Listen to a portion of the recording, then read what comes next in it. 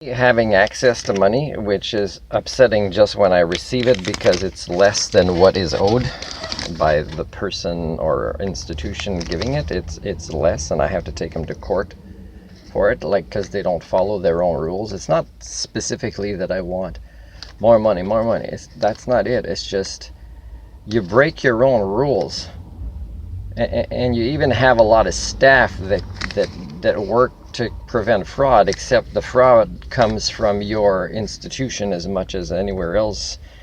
And these salaries of these people that look for fraudsters are, it's not me, the fraudster, it's you. You know, like there's signs that say that anything is supposed to be pretty much 99 cents. I paid, this is chemical ice, okay? It's going to take a long time to, and I paid $2.49 for this. And there's people waiting. And then the lady that's training the East Indian guy, and you know, it's like when you ask a question and you trigger thinking, this like it gets confusing. They don't understand your words, and they're clear your words. Because waiting in line, I overhear their conversations. Let's say with First Nations people, say, "Hey, did you get that check?" "Yeah, I get that check of that amount every year or that part of the year too." And everybody's bragging about money they get, and I don't get much, and that's okay. And I'm the one that's trying to start a place where I'll offer free services by donation. Now, some of the people might come to this as people that get a lot of money. First Nations people that get these big checks that I don't get.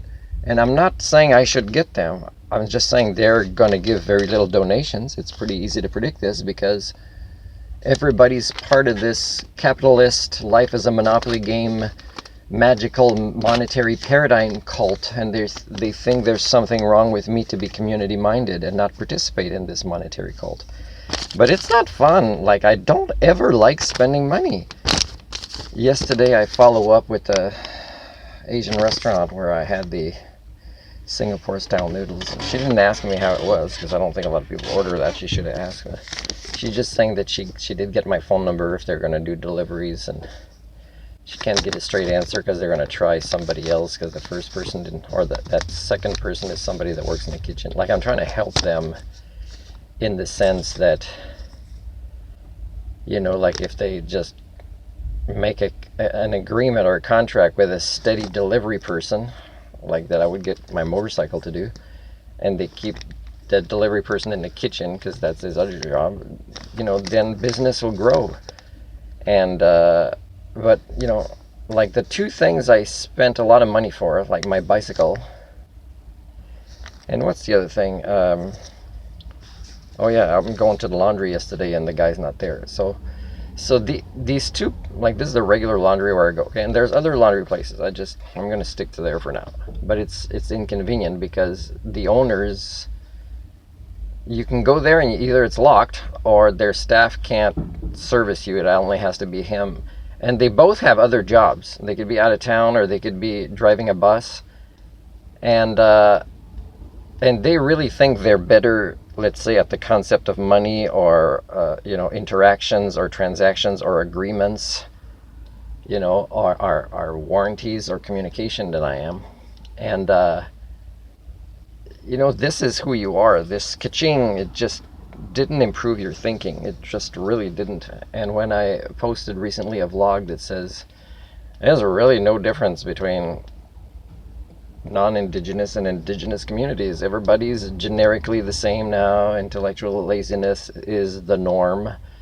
Like, if I would have said that when their friends were still there that were talking to them in line, saying, "Who the fuck do you think you are? Like, expecting a sale, or they can't know everything, or the sale," and then to get just, you know, like $1.50 back, it's like I'm hated because, you know, a sign should count for something in a 7-Eleven, right? It's always like this. 7-Eleven is like this, signs all over the place, and they're never programmed into cash. It's almost like on purpose.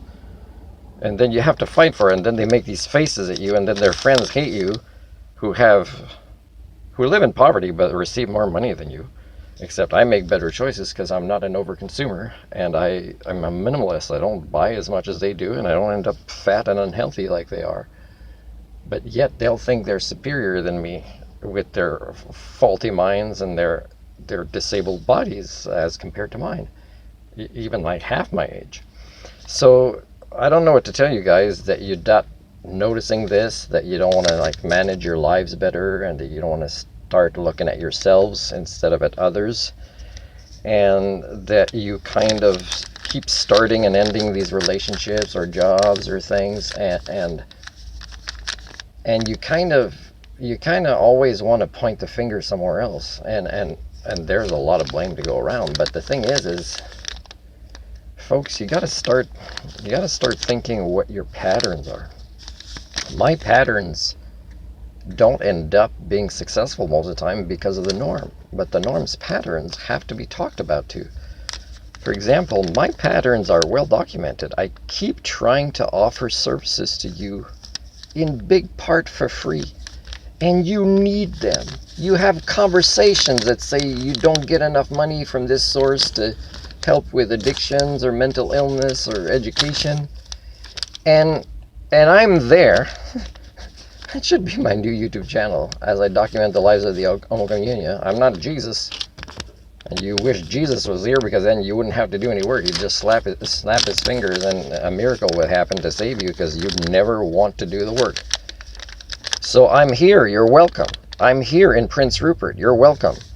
But why don't you take advantage of the skill sets I offer that is something you can afford? And why do you think it's a sum of money that somehow will make you smart when you receive it, or somehow will heal your trauma when you receive it? Why do you think money fixes things instead of doing the work? And why do you think there's something wrong with a guy who actually is willing to do the work alongside you and guide you along the way?